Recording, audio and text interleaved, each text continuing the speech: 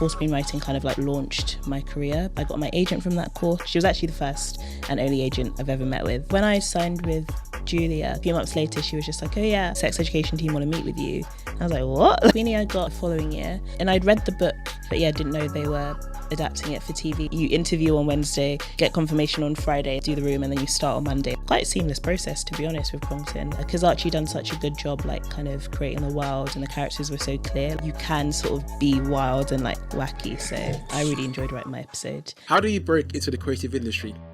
And how do our experiences shape our careers? Welcome to the podcast that asks the most influential creatives how they got the role that ultimately changed everything, and what proactive tips others can adopt to get the picture. I'm your host, Kiosa Sukami, and this podcast series is brought to you by London Podcast Studios. This week we're joined by Thara Popoola, a screenwriter whose path into the industry has been nothing short of gold. Thara grew up in a household rooted in the corporate world, but carved out her own creative lane, eventually teaching herself how to write for the screen. After penning a short play and later a short film, Thara joined the Channel 4 writer scheme in 2021. That led to talent representation, and then her breakout role writing on Netflix's Sex Education. Since then, Thara has contributed to major shows like Queenie for Channel 4 and Crongton for the BBC, all while developing her own original work behind the scenes. Welcome to the studio, Thara. Thank you so much for taking the time today. How's your week been? Yeah, it's been good. Had a few meetings, and yeah, just got deadlines, so just writing. yeah. At least out and about. How do you normally write? Are you always like indoors in a dark room, or are you kind of not dark. on the beach? Not dark. No, a few years ago, I sort of like when I left my 9 to 5, I sort of like did digital nomad, so I went to Portugal for a bit, so that was nice. But now it's usually just in my room. Okay. Sometimes I'll go to like a coffee shop, but Amazing. most of the time it's indoors. So welcome to the podcast. The idea of Get the Picture is to invite filmmakers, writers, anybody working within the media industry who is really doing really well in their field, to come on, share their experiences, share their story, and hopefully our audiences and listeners can take any bit of advice or anything from there that they can apply in their own careers. So, Thara, you are a writer. You've been in the industry for fairly new, I'd say. Yeah. So, like professionally, yeah. Like but 5 years. But you've been writing for quite some time, but before that as well, haven't you? Yeah, and like different mediums. Like I grew up writing a lot of poetry, and then wrote like some plays for a bit, and then moved into TV. Amazing. So before we get into talking about all of your brilliant work and all of your catalogue, I would love to find out a little bit about yourself first, and obviously for our audience as well who may not know about your journey. So let's take it all the way back from the very beginning. Where were you born and raised? So I was born in London, born in Tooting. So lived there until lived in Croydon until I was 5, I think, and then we moved to Milton Keynes. And then I did like a brief stint in Nigeria, and then we came back. So I'd say like my formative years were in Milton Keynes. Okay. Yeah. So your parents, as you mentioned, they went to brief stint in Nigeria. So your parents are Nigerian. Yeah. How was that for you? Like, were you going back for school, or was it just like a brief? So my dad was working there, so we moved there. Okay. Well, I was there actually when I was a baby for a bit, and then when I was around 8, we moved there for like a year. So I went to school. From what I don't really remember much, to be honest, but my mum always says apparently we enjoyed it. So, and then we came back. Amazing. And what did your parents do? Are they both in like a similar media industry, or no. they? Yeah, no. Or they're like more like corporate, like okay. In like the corporate world. So maybe creative in their own ways, but I'd say they're more like corporate suit. Yeah. This briefcase. I mean, not briefcase, but you know. Yeah. And what was like your sort of early childhood like? Do you have any sibling? What was your family dynamic like? Yeah, I've got a younger sister. She's 4 years younger, but she's always been very like wise for her years. So you wouldn't realise like there's a 4-year difference. And we've always been quite close. She's also she's an illustrator and graphic designer, so she's also quite creative. And we've always been really close. So. We kind of did everything. She was because I was very much into sports growing up, and my sister's always been like just art. She just wants to draw, but my parents would sort of so anything I would do, they would try and make her do it, and she just wasn't interested. So like I did gymnastics, they would make her do gymnastics. I did football, she would do football, and she was never really interested. So then when did the sort of like the creative side come out? You said obviously you're a bit more into sports. Did you try to study sports to kind of pursue that, or? Oh no. No. Like I played football growing up, and I played at university, but I was always quite academic, so it was kind of like going down that route. So I studied law at uni. Creativity, like at school, I did drama and I did school plays. So I enjoyed that, but it was never necessarily in my mind that it would be like a career. So yeah, I studied law, and then at university again, I went to like one improv class, random. Me and my friends would just go to like random, like we went to like Circus Society. We just like tried different things. So we went to an improv class once, which was fun, but I was very much like football, studies. Yeah. So then leaving university, I guess you did a law degree, and that plan was to become a lawyer or solicitor in this case. So leaving university then, what was it like for you? Did you go out and to start working in this industry? So after university, I worked at a firm for like 6 months before starting law school. Okay. And then I moved to London for law school. That was like 9 months. And I think that was when I was maybe more immersed in like, I guess, I went to theatre a lot more, because in Milton Keynes there's not like a big creative scene. So moving to London, I like would go to creative events and then meet people who were doing it as a job. I remember meeting a really great playwright. She's also a screenwriter, and just being like, wait, so this is like your job? This is crazy. People do this have this as a career. And yeah, she was really encouraging, and I kind of started writing on the side. So I wrote some short plays, entered them into scratch nights, and they were put on. I think from that point I was like, oh, okay, I think this is what I want to do. Because when I was younger, there was part of me that was like, oh, maybe I want to be an actress, but I think I essentially just wanted to like tell stories, and I found writing as the most natural way to do that. Okay, so you were doing entering your sort of scripts and screenplays while you were working in law at the time? So I was working as a paralegal at the time. How was that for you, trying to balance that? Like, was it a thing where you kind of like were still pursuing a career and you kind of thought, okay, this is my path, or were you still actively trying to leave? Like a lot of people, when they get that sort of age already, they think, all right, let me try to find the door as soon as possible. To be honest, with law, like I knew quite early on I didn't want to be a lawyer. Okay. How comes? I just wasn't interested. Was it like a parents thing that you kind of thought like getting a into little bit? I think thing? part of it, like I really loved Ally McBeal growing up, and like Judge Judy. So I think maybe I just had a different idea of what a lawyer is. And at uni, I was just like, I'm just not interested. But yeah, I think, you know, being Nigerian, the eldest daughter, it's like, you're going to be a lawyer. So I think when I finished uni, I was actually like, oh, maybe I'll go to, I don't even know where it came from, because at the time I wasn't writing at all, well, scripts anyway. But I was like, oh, maybe I'll go to film school. I think I like saw like an ad pop up, and I thought, oh yeah, maybe I'll go to film school. And yeah, my dad was like, no, you're going to law school. So I did that. And I think, you know, it gave me a safety net and like a backup plan. But yeah, I knew even in law school, I was like, I had really like, the best thing about it was like the people I met. I met a really amazing group of friends who actually came to the first play I had. They like came to support and watch it. Nice. But yeah, everyone knew that I didn't want to be there. But yeah, I finished. I did well, and then I worked. Initially, I worked at a high street firm actually in Willesden, which was so chaotic. Like it was. They paid me cash. From that point, I should have known this is not legit. Where are they even getting their cash from? I have no idea.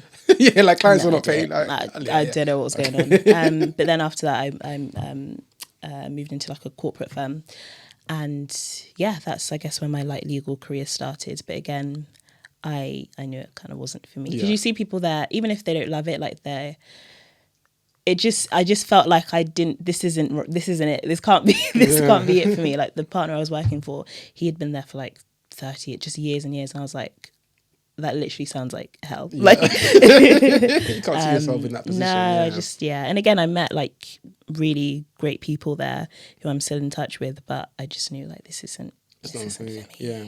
So when did you decide to make that leap then? Did you just say, oh, you know what, I quit and I'm not going to just go no. No. I needed money, bills to pay.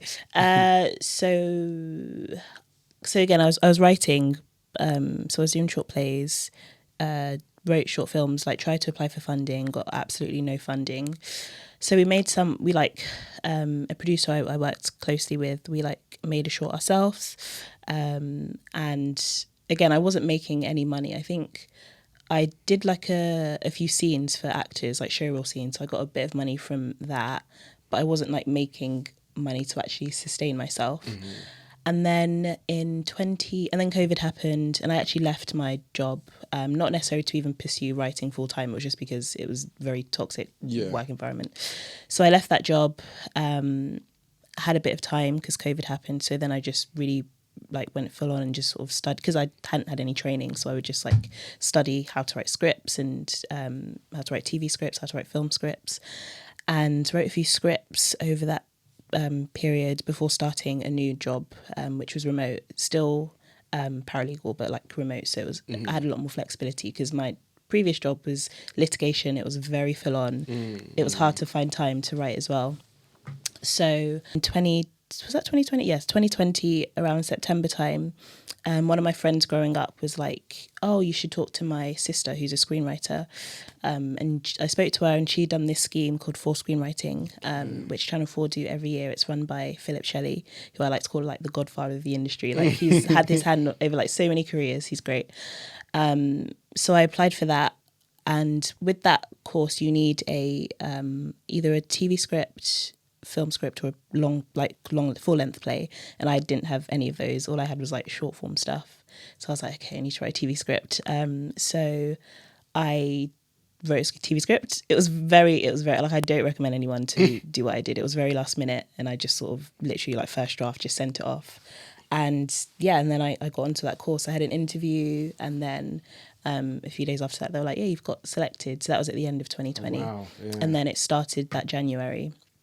And basically they commission you to write a full-length script, either half an hour or hour, and they give you a bit of money, and they pay you with 2 script editors. And then the first weekend is like basically like a crash course of the industry. You have talks with writers, producers, execs, like commissioners. It was really like very full on. But again, because I was very green, like I didn't know anything, so it was very much needed. And I got my agent from that course. So Philip had sent her one of my scripts, and I signed with her whilst I was on the course. She was actually the first and only agent I've ever met with. But yeah, I'm still with her now, and it's great. And yeah, I would say For Screenwriting kind of like launched my career. Prior to that, I'd done like a few different things here and there, but that was sort of like, I guess, my introduction into the industry.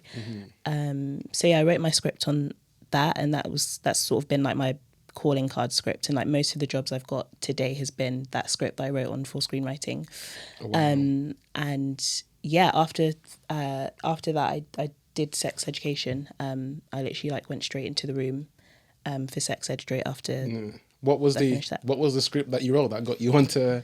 So the script that I wrote that got me onto it was based on a short play I'd written called Poems from My Brother. And that was because I said I grew up writing a lot of poetry, so I basically wanted to write something that I could incorporate like my poems in. So that was based on a young woman whose brother had died by suicide, and she was an aspiring poet herself. And basically, when she's clearing out his room, she discovers a book of poems that he had written, and they're amazing. So she performs them at an open mic night, and everyone loves it. And she basically ends up passing it off as her own, and it's sort of like the fallout of that. So yeah, it was about that. It was like a comedy drama, I would say. Yeah, it sounds quite sad, but like it was funny too.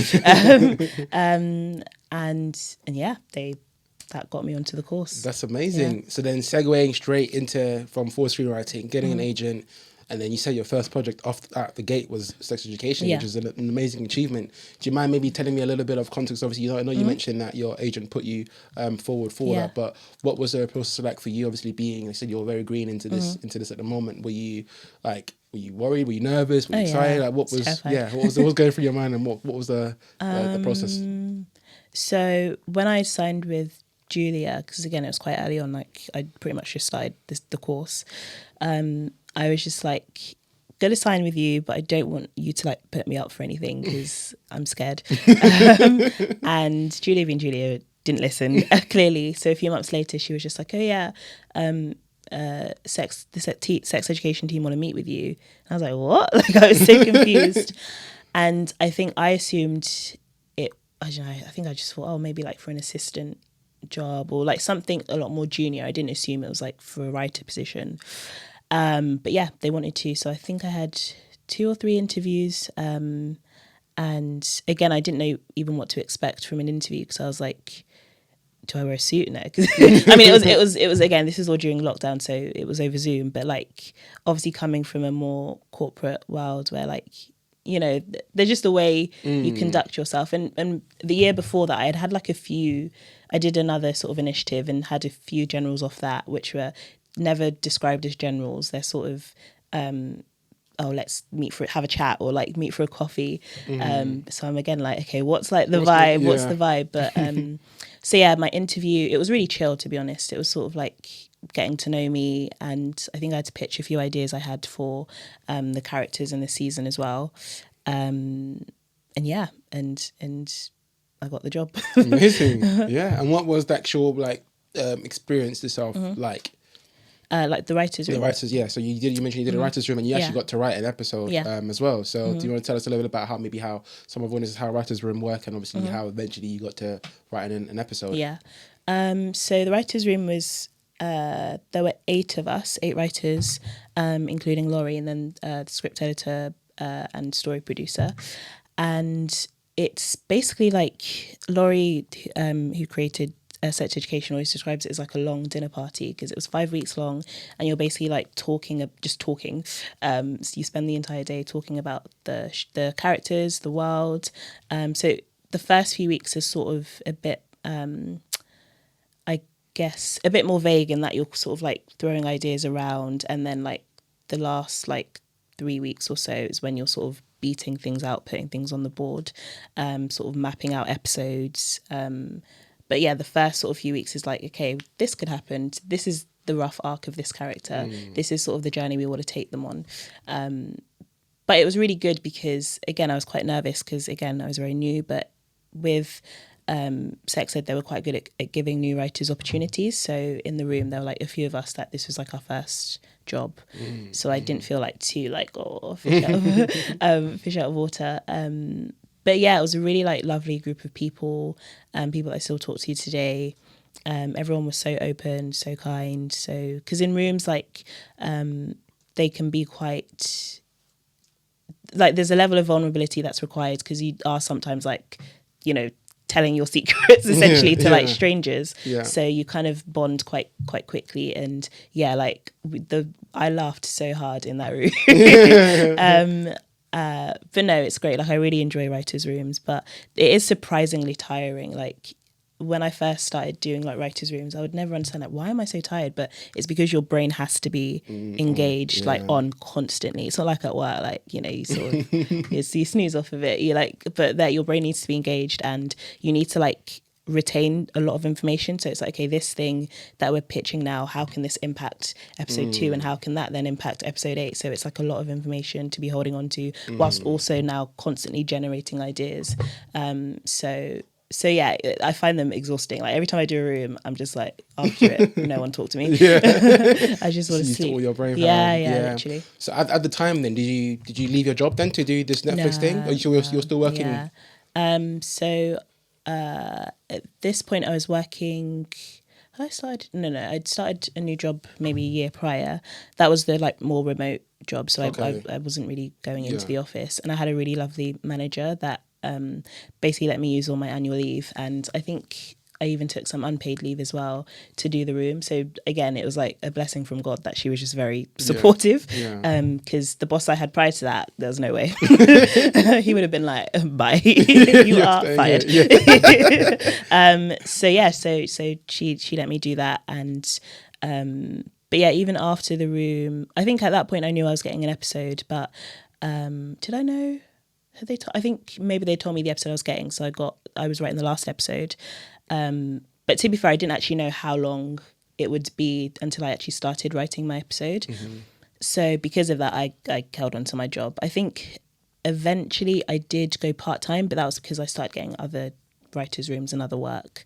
But yeah, in my mind, it's like I wasn't about to quit my job. No, it's a smart move. Yeah, and because again, like the job was also quite full on and demanding, but I had such a nice boss, and I barely had to go into the office. So I was like, let me just hold on. That's already a Yeah, good thing, right? exactly. Yeah. So then next credit after that, straight off the back was Queenie. So Yeah. again, another big jump. You mentioned you did a couple of writers' room in between then, Yeah. but to then step from Sex Education to Queenie again. Let us know what that was like, because you've been on a roll pretty much. Yeah. So Queenie, I got maybe the following year. And that again just came through Julia. She was like, oh, they wanted me, and I'd read the book a few years prior, but yeah, didn't know they were adapting it for TV. So I sort of like, another thing with like just TV, everything is so quick. Like you can get a call today for a room starting on like Monday, or even that's like a bit more time. Sometimes it'll be like, you know, you interview on Wednesday, you get confirmation on Friday that you're gonna do the room, and then you start on Monday. Like it's so quick.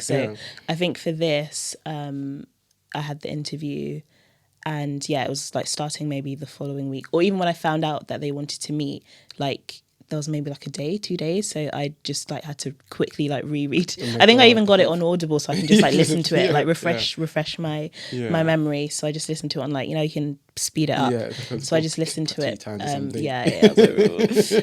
it was actually my sister's graduation at the time, so I was also like in between that. It was just absolute chaos. But yeah, I interviewed with the team. I don't really remember what I said on the interview, to be honest. I don't know if I had to pitch ideas. I think I just had to share my thoughts on the book and the characters, which I did, and I got the job. That would have been the first hurdle, wasn't it, if you didn't read the exactly. Can you imagine? So how was it now, working with a different network? So you're no longer with Netflix, it's now with Channel 4. Was there any differences between working with a streamer and as a writer, like I guess staff writer, you're not necessarily, I guess you're paid by the network, but you're not, like, interactions are more with the production companies. So most of my interaction on Sex Ed was like with 11, who produced it, and then most of my interaction on Queenie was like with the production company.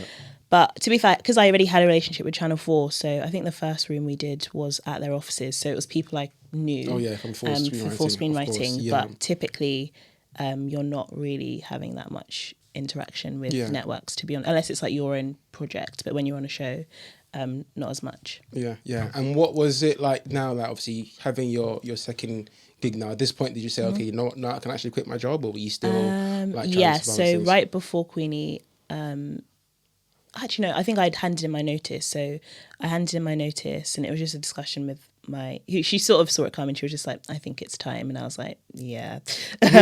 So I handed in my notice, and that was because I got Queenie, but I also got another show at the same time. And it was just like, this isn't feasible. So I think I'd handed in my notice, did Queenie, and then sort of worked the rest of my notice period, and then left, and then went straight into the room for the other project I was doing. And how did the experience compare in terms of like the writer's room, and of course having and the writing of an action episode as well on Queenie? It was good. So with the rooms, whereas Sex Ed was like 5 weeks, you know, continuously, Queenie was more, because Candice was also show running her other show, Champion, which honestly, I don't know how she does it. But so she was like across everything. So it wasn't like it was more like we had a few days here, like every, however, across like a span of months. But yeah, it was, how did they differ? I think Queenie was a smaller room, so it was different in that sense. I would say, I don't know, how are they different? I think, just the size of the room is different. The shows are quite different as well. So, and you're adapting a book, so there's already material there to some extent. Obviously within TV, like the whole point is to expand and build on things. But I guess whereas Sex Ed is like it's not a book first. Obviously, writing on the 4th season, the character is already established, but there's more sort of, I guess, starting from scratch. Whereas Queenie, and because Candice had done quite a lot of work as well, although it was very much open to like, what are your ideas? What do you like? What don't you like? Like very open, and like no ego at all, because it's like her book. So there was like, like how much can we say? But we could say anything basically. and she took it fine. She just wanted to make the best show possible. So yeah, that was sort of, I guess, the differences. Yeah. And I would just like to ask, how were you, I guess, feeling even when you first got Sex Ed, and especially knowing that it's the finale episode of series 4? Like, were you nervous at all? Were you excited? Like, what was going through your mind, especially with the Sex Ed, but even with both the projects, Queenie and Sex Education? Yeah. So with Sex Ed, I didn't know it was going to be the last season. So I knew I was writing episode 8, but I didn't know. When I was quite surprised because I guess I assumed Laurie would be doing episode 8. So there was a bit like, I guess a bit of pressure felt. But in a way, it was nice because in as much as I had to wrap up everything, it was sort of like it wasn't like one of my friends had episode 2, so that feels like in my mind like a bit more pressure than episode 8 because it's like you're going straight after, and they could sort of tell me what the experience was like. So by the time I was doing my episode, I knew what to expect. Even from like the notes process, from I sort of knew what to expect, whereas they were just like figuring it out. So in that sense, it was nice. And then Queenie, I got episode 8 as well. And to be fair, like, I was fine because some of those middle episodes were crazy. I was like, episode 8, sort of like when she's sort of come up, she's like found herself, she's done a bit of therapy. So, I was fine with that. But again, you always do have that thing of like, last episode. It was fine. Amazing. And then, of course, I want to segue into most recent, well, not most recent, but fairly recent project, Crongton. You did a lot more episodes on that, am I correct? No, I just did one episode on Crongton. One episode as well, okay. And which episode was that? Like episode 7. Okay, so still fairly quite later on. Yeah. So let me know as well, how did that come about? Because Crongton was similar to Queenie in the sense that it was adapted from a book. From Alex Wheatl's books. Yeah. How did Crongton come? So I didn't actually do the room for Crongton. I guess they reached out to Julia and needed someone to do an episode. So again, met with them. Archie done a lot of like, I guess because they'd already done the room, so the series Bible was like very full on in terms of all the episodes were outlined. So that was like helpful. I met with Archie, the showrunner, and the producers and script editor, and we just got on. It was just, again, like, it's weird, it's just always just like a chat, like, because they just kind of want to get to know you, because at the point when you're interviewing, they like your writing because that's why you've got the interview. So when you're then meeting them for an interview, it's more to get to know you, like, do we like you as a person? Especially like for rooms, because you're going to be in a room with someone for however long, like, you want to check that they're not like, an idiot, basically. So it had that interview, and then started writing my episode, and it was really like quite a seamless process, to be honest, with Crongton, because Archie done such a good job, like, kind of creating the world, and the characters were so clear. Like, I had such fun, like, writing on that. And it's so, like, I don't know if you've seen it, but it's such just a fun show, and because it's, I guess, kids or like tweens, you can sort of be wild and like wacky. So I really enjoyed writing my episode. And it came out a few months ago. Amazing. And what is it like for you as a writer to see, I guess, your work start initially on paper or on a screen to then eventually be said by actors and be brought to life? Like, what is that like for you, if I can ask that one question? It's like the best feeling. It's always because like when it's in your head, because even when I decided, okay, I think I want to be a writer, it was from seeing someone perform my work and like bring it to life. And I guess that spark for me is like, this is, and I also love when actors make it their own. Like, I'm not like that precious, like, as long as the story's somewhat the same, it's quite nice when you write something and then actors sort of add their own flair to it. That's always a really cool feeling as well. But it's always quite a bizarre feeling as well, because when you're, again, writing alone, and you have it in your head, it's like it's not quite real, and then it's just like, like, people are actually going to be saying these lines, and like it's quite bizarre. Over the years that you've been working as a writer, I've said that you've kind of been on a run, obviously back to back every single year. You've had a really big project come up. Is there any advice that you could give our listeners who are trying to pursue writing as a career that would want to be, breaking out into TV or trying to establish themselves as a writer? I'd say a big thing, because I sort of do like talks here and there with new writers, and a big thing I find is a lot of them don't actually have scripts. And I think the industry at the moment is hard, but it's one of those things of opportunity will come eventually. I can't say when or how, but if those opportunities come and you don't actually have the scripts, then it's like, it's a fumble. Basically, you fumbled it. So like even with full screenwriting, like I didn't have a script. I had to like write one and get one done. But you know, I meet a lot of writers who sort of talk about what they want to do as opposed to actually do it. And I think it's like, where's your focus? Do you just want to be, I guess, like, first of all, I always tell people, writers aren't famous. So if that's what you're after, go and do something else. Go and be an influencer. Because as a writer, like, no one, you're like kind of the bottom in some ways. Like, no one really knows who you are.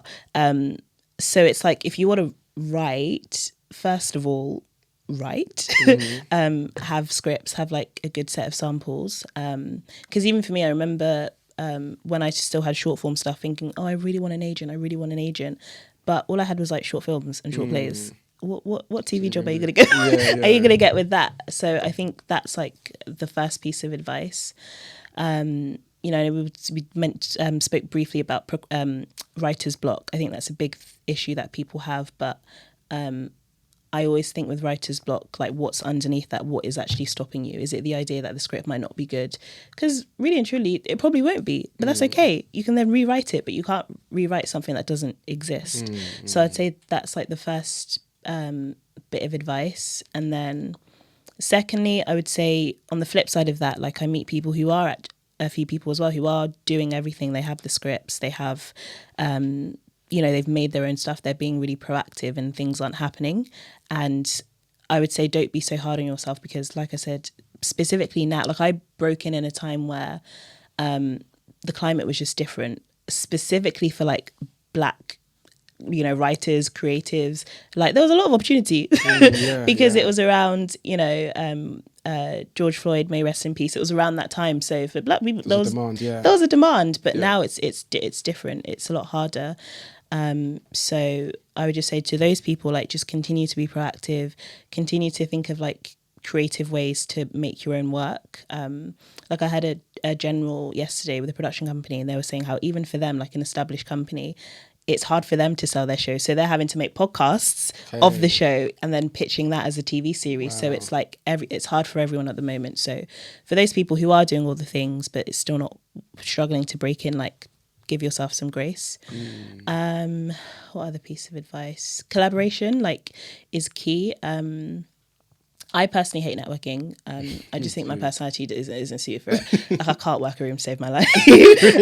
And I'm staying talking to one person. That is me. Like I'm just like I actually did like a panel thing a few months ago, and at the end of it, when it like I was actually just talking to like one person.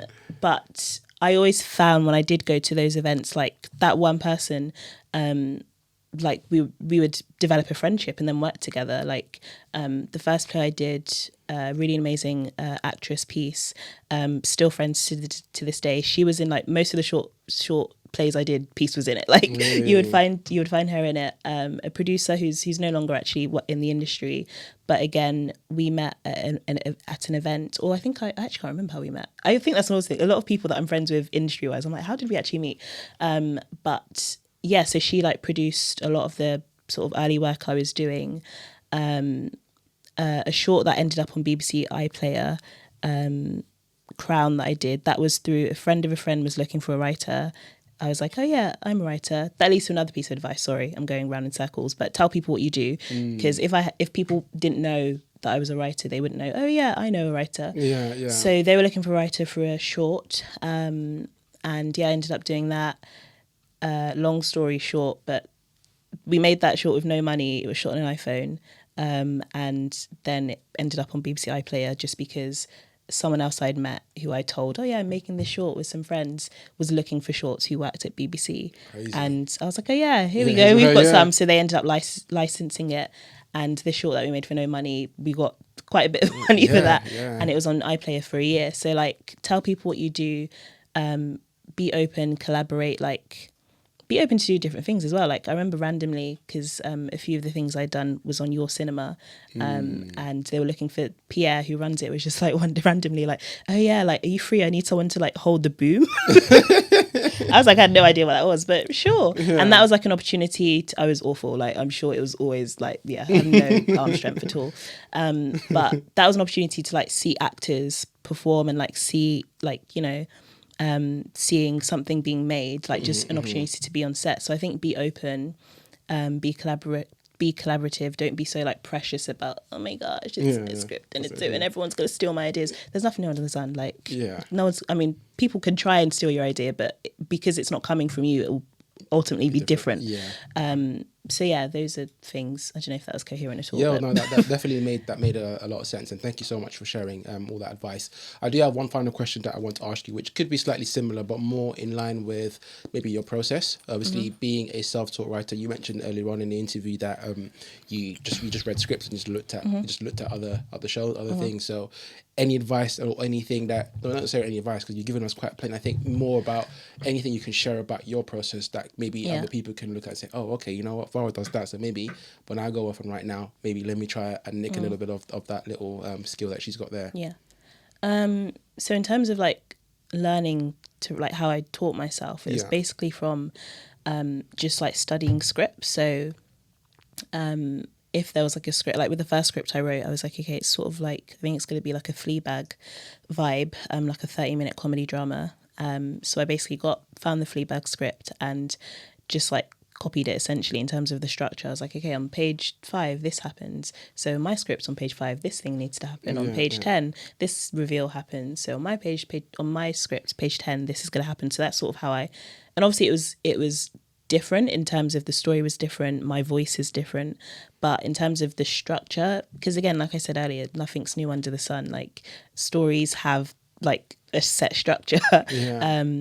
So that's sort of how I went about it. Like there's this book that I always recommend, Steal Like an Artist, which I'd read like years prior, that I always hold on to.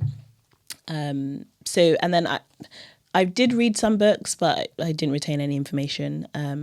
YouTube was a big one for me, like just the University of YouTube, I call it. There's so many free resources out there that, again, I always encourage new writers, because there's so many, like, I don't know, just scam artists, like asking for money, like, and it's just like, you don't need to pay, just Google. Like literally, like when I even now, like I'm awful at technology, so even me as a professional writer, there's things that I'll Google, like how do you do this, like I'm now like working on some new ideas, so I'm like how do you write a log line again, so I'll just Google it. So I think use the free resources.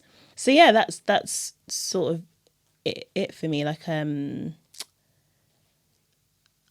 quite like, once I have the idea and once it's like, I don't know how to describe it. Once I see it, I can kind of write quite quickly. Like with the script that I wrote to get onto full screenwriting, like I literally wrote that in 2 days, because again, I didn't have a choice because the deadline, I left it so last minute. But again, that sort of like, I think because with that idea, I'd sat on it for a long time. So writing isn't always sitting at a desk typing. Sometimes it is just thinking and letting those ideas marinate. So I think, again, because sometimes people are like, oh, I procrastinate or I've got writer's block. But it's just like, no, I think the idea just probably needs some time. Like, go for a walk.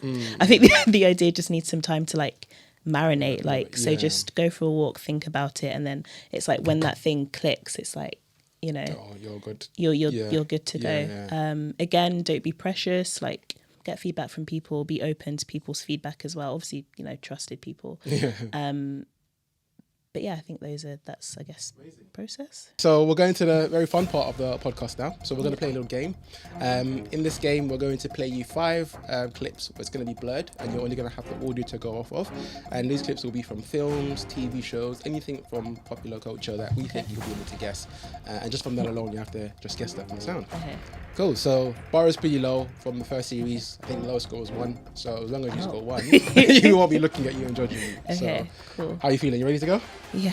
At least the rules were simple. When it comes to games, I'm always like, oh Lord, please no complicated rules, because I just can't process. No, it's really, this one, just listen, say what it is. Yeah. Got it. Amazing. All right, so let's have our first clip, please. My hump, my lovely lady hump. I'm not skating to anything with references to lady humps. I don't even know what that means. No one knows what it means, but it's provocative. No, it's not. It gets the people going. It's that's enough! Why do you guys keep doing Is it Anchorman? Oh, it wasn't Ackerman. I see what you say that because you recognise the voice, right? Yeah. Will Ferrell. It was Blaze of Glory. Oh. Yeah, it's like the song from is it Yeah, Paris? yeah. It's a sample that everyone recognises, but they don't it's really know it's from that. provocative. Yeah, But it was Will Ferrell, right? it Is that was his Will voice? Ferrell. Yeah. Second clip, please. And one time at band camp, we weren't supposed to have pillow fights, but we had a pillow fight, and it was so much fun.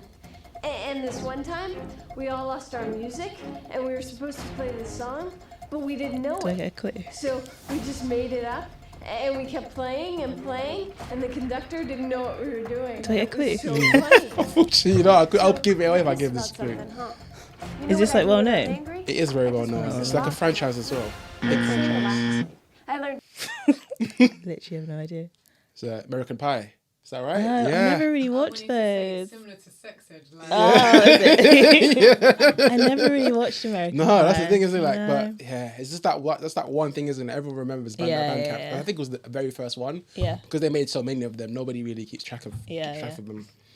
Oh, it's not looking good so far. How many do I get? How many chances? There's another 3 more to go. Oh so my you got another gosh. opportunity to score a point. Let's have the third clip, please. Who goes that? Well, I wasn't going to come out because what you're talking about is very strange and embarrassing, and I thought it would be awkward. You should wash your hands, you dirty pig. I didn't do a poo. You dirty. Where is this? I crying. know where this is from. Oh, Sex Ed. We're waiting for the penny to drop. you did not. If you didn't get that, everyone would have looked at you like, yeah. Did she really Be write like, let me check her credits Let me again. check her credits. To be fair, I did not write on that season. There you go, so, yeah. But Yes. you scored your first point. So brilliant. I'm glad it That was is on crazy. actual, yeah. That's Series. so funny. Bro, all right. But that should have been a lot closer. It's going to be such a funny clip, I can't lie. It's that line. If you don't get it after You the dirty, pig, dirty you're pig. like, Yeah. That's good. It's all right. 1 out of 5. So let's play clip number 4, please. He killed you. You were already dead. You didn't have a pulse. Oh, you never do blow before? Sometime your heart start up again. Read a book. I'm sorry. We're just having a bad day. Oh, you're having a bad day? Did you die? I got shot. But did you die? This is a well-known one, isn't it? It is. And it's also a franchise as well. Russia. You know? I see why you guessed that though, because the actor that used his Yeah. voice sounds like a Jackie A Chan little impression bit. sort of thing. Yeah. But it was The Hangover. Oh. Yeah, we haven't done you a great job. There's a lot of dude films that we picked on this one. I can't lie. I'm Yeah, like, so we haven't done I'm you a bit just of a a disservice. girl. Like, what's this? No Legally Blonde. No Miss Congeniality. What's going on? Well, at least you scored 1, so it's not too bad so far. But can we make it 2 out of 5 Yeah, we'll for this see. last one? We'll see. It's not another bro film. My gosh. Tonight, before the dessert course, we present for your pleasure the traditional cheese trolley. To start, we have an excellent clochette, Queenie, very nice, very light. Next, a brebis, hearty, with a surprising bite, article. And finally, sounds the familiar. pièce de résistance, very special, very rare. This does sound familiar. Ooh, there's so many elements in that you have to get this one. Do I? Yeah, this is not a dude one. This is not a dude one, so I have to give him that. Oh, it's like I can see it. There's so many elements in that. Like, what are you hearing? A French accent. What else are you hearing? What's he talking about? Food. face like Ratatouille. There we go! Come on! I haven't seen Ratatouille in years. Yeah, but I don't think I Okay. even watch it myself. Right. But it's like Okay. iconic. Ratatouille. Moments, there we go. That was what 2 out of 5, right? Okay, it's better You than did that. It's you better did than I beat one. So. There you go. Congratulations on 2 out of 5. Well done. Pressure. Pressure was pressuring. Pressure was pressure. Thank you so much, Thara. It's been a great opportunity to be able to talk about your career and talk about your work. For our audiences that are listening and watching online, is it possible that you could share how they can connect with you and also any sort of last final words? So I'm on Instagram, Thara Pop, I believe. I'm not really on Twitter anymore. And on TikTok, I post screenwriting advice. So I'm on TikTok. I think my TikTok's also Thara Pop, potentially, hopefully. So yeah, I'm pretty open. Like, you can just, I'd say, I would say email, but I'm really bad at emails, to be honest. But yeah, people can, like, if they have questions and stuff.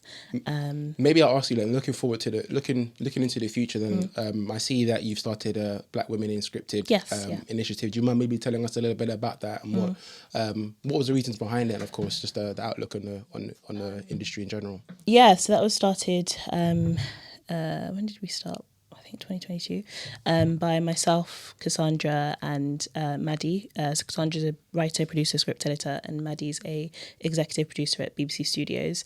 And I met them whilst I did this initiative back in 2020, I think it was, like before lockdown. And we sort of stayed in touch, and we were like, it's quite hard, like, as a Black woman in this industry, it's like, we do exist, but it's sort of like you don't really know anyone else. So we started it on WhatsApp, and just would sort of add people, like, by word of mouth, and in the group people would share opportunities. People would ask, because I think that was a big thing of, like, I have all these questions but I don't even know who to go to. So in the group, even today, like, people can ask questions like, oh, how do you do this? Oh, I'm writing this, can someone read it and give me feedback? So it was just like a safe space for Black women in the industry, and of different levels as well, because I think there maybe were some other groups, but there was more like, okay, for mid-level writers, for this level, whereas with ours it's sort of like for writers, actors, producers, we have like a mix of directors, a mix of practices in there, and it's different levels, so emerging, and like we have like BAFTA winners in there, so it's a big mix. And like I said, it's just about sort of the community. I think as a Black woman in this industry, and just in general, sometimes it's like you're kind of like at the bottom, you have no one looking out for you, so we kind of just need to look out for each other. So and it's like so much, it's gone. I mean, the whole point, like with us starting it was never really about us. So I always meet people that would talk to me about the group, and I'm just like, oh yeah, because it's just bigger than us now. Like people like have collaborated through the group. I meet people, and like you won't necessarily, because it's again mainly on WhatsApp, we're on Instagram too, but you don't necessarily know who's in it. But it's quite nice to see how far it's gone, and we've done a few mixes as well. We had a power brunch at Hoxton a few months ago, which was great, and we're hoping to do a lot more events as well. But yeah, it's been a big blessing. That's amazing. Well, wish you all the best, and thank you again for coming on the podcast. It's been a great conversation. Thanks for having me. Thank you for watching and listening. If you enjoyed this content, then make sure to like, comment, share, and subscribe to the official London Podcast Studios channel. If you want to join the creative community and find out how you can get the picture, then make sure to click the link in the description.